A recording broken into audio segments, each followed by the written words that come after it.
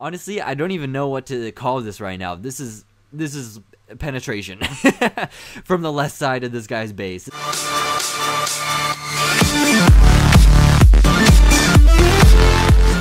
What's up, everybody? My name is HubaDubaYT, and welcome to episode 4 for my Road to Max Talent 9 series. Today, we're gonna go for 3 high-level gameplay attacks, and also at the end of this video, I have something that everyone's been waiting for, and yes, it's an amazing defensive replay, and I can't wait to show you guys because my defense just completely shits on this guy. He had no chance whatsoever, and it's definitely something worthwhile to actually wait until the end of this video to watch. So make sure to stick around till the end of the video if you want to see something epic.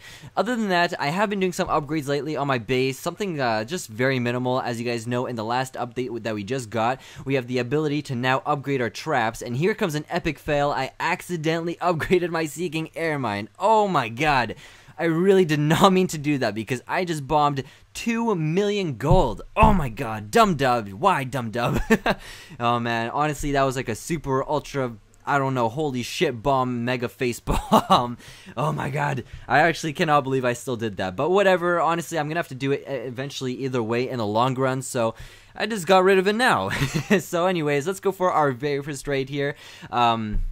You know what, I gotta say, I was really upset for quite a long time when I did that, but like I said, it really doesn't matter because I'm gonna have to do it either way eventually, but just managed to get that while I was recording, which is something I wasn't even sure, should I use this recording or not, what am I gonna do here, but I just decided to keep it in the video. I'll just show you guys. Yes, dumb dub strikes again, okay? Other than that, what's going on here? I have the Go Wipe on me. Now, this guy is a premature Town Hall 9 base up in the 2,500 range, which is definitely an awesome find for me because I can easily get 100% on this guy's base, and he has 18 trophies to offer us, so of course I'm gonna go for this base. And regarding the fact that I also have my Go Wipe on me, this guy is just done before I even started. So what I'm doing here is I'm just putting a couple archers around the base just to take out some of these outside buildings, so that way when I put down the P.E.K.K.A.s, they're not gonna do a roundabout like they like to do quite often. So I'm gonna put down all my P.E.K.K.A.s here, gonna put down a rage spell just on the very edge so they can rip away at everything. Just gonna wait for them to get near the center, and then I'll put down another rage spell so they can take out the town hall and everything on the inside there. As you can see, my golem is taking all the damage, which is exactly what I want. And there we go. My king is in the center, my golem, and also another P.E.K.K.A. is in the center. So I put a rage spell on them, and also on the bottom part there, I guess my troops kind of did like a split up group, which is sort of what I like. Quite often they do that for me, which is definitely great because if all of your P.E.K.K.A.s go in one sort of forceful attack on like one specific part of the base, sometimes it actually might end up in a fail. Reason being is because if you have like 4 P.E.K.K.A.s going after one building, as you can see, I have 3 P.E.K.K.A.s on the very bottom part there that just kind of went all after the same building. That's not good sometimes because if the base is really advanced, then there can be a bunch of splash damage, a bunch of other defensive towers in the area that are just gonna mow down everything that's going in that one particular path. And when they do split up in different groups, then that's definitely great because then the sort of like all the P.E.K.K.A.s get their own defensive tower that they go after, or just a regular building or whatever. They all go for their own sort of thing there, which is definitely good. And when they split up into 2 groups, that's definitely what I like. So that was an awesome raid on my part, and including the bonus on that raid, we got 500,000 resources, which is great. Next raid here, we have the balloon minion strategy. So this is an update, guys. Yes, I'm being serious. This is actually a legitimate update as to how I'm doing so far using the balloon minion strategy.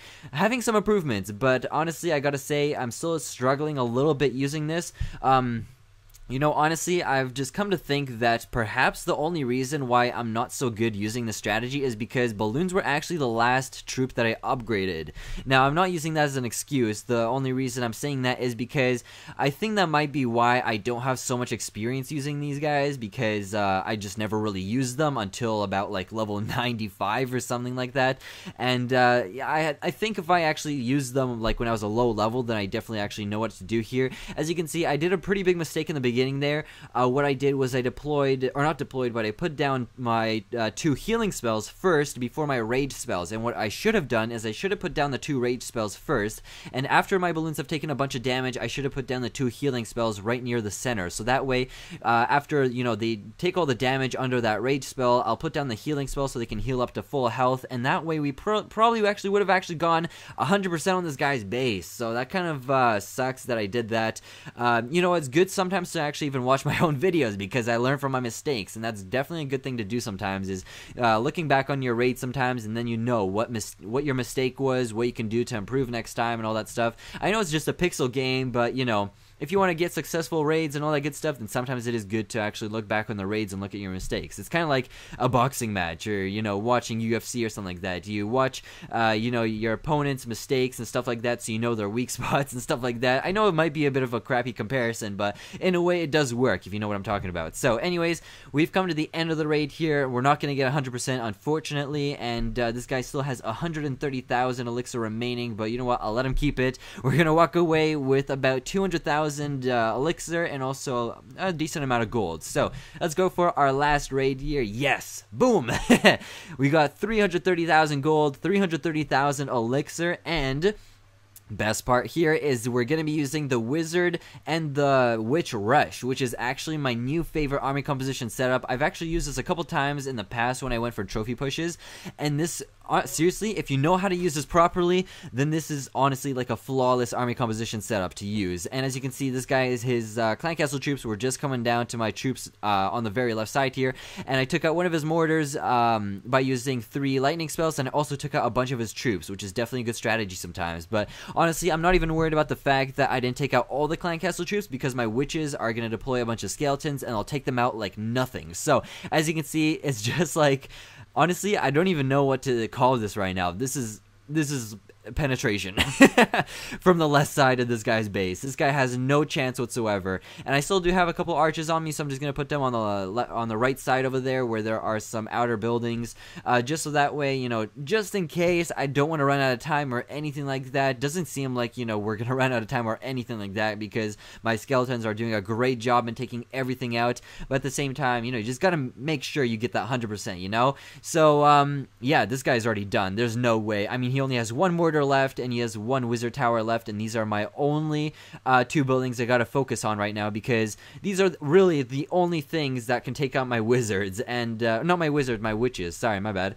And yeah, from here on out, there's just no way. I mean, he only has a cannon, 2 cannons left, sorry. One of them just got taken out, and an archer tower. So, yeah, at this point in the raid, you can see this guy just had no chance. I have too many troops alive to for him to be able to defend this. So, definitely do like this army composition setup. Definitely try it out, guys, if you're looking to get 100% on some people's bases. It does take quite a long time to make, and also does take a lot of dark elixir, but in the end, it actually is worth it, because if you can find a base like this for 300,000 of both resources, that's definitely worth it. And if you actually combine the bonus at the end there, then yeah, that was a pretty big resource raid. So anyways, here's the defensive replay. This guy, as you can see, he's putting down a bunch of hog riders from the right side. Now, yeah, I did have wizards and also minions at my clan castle, and this guy just had no chance at all.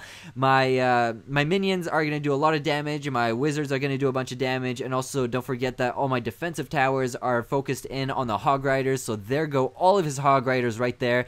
Now this guy's going to put down his archer queen, he's going to put down some archers and also some wizards, which are going to get taken out very fast here. He's only at 16%, and look at this, he's down to his like last troops here. I mean, this guy went, he also put down his clan castle troops, which had all the archers in there and all that good stuff. But yeah, this guy honestly just had no chance whatsoever. As you can see, he's struggling to even get like past 20%, 23% right now, 24, and as you can see, the only way he'd be able to get 50% on my base is if you had like level 40 archer queen and level 50 barbarian king, which obviously is not the case here. He only had his archer queen on him. So there we go.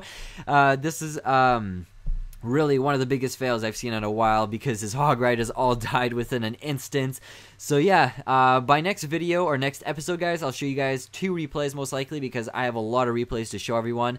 As you can see, we're at 2,526 trophies right now, so we're getting very close to Masters League. So hopefully by next episode, I'll be in Masters League to show you some Masters League gameplay, and I know everyone wants to see that. So I hope you guys are looking forward to next episode, and I'll see you all then. So that's pretty much it for this episode. I hope you guys enjoyed, and if you did, make sure to hit that like button down below. It helps me out a bunch, and yeah, see you guys next episode, episode 5. So peace, guys, and keep clashing.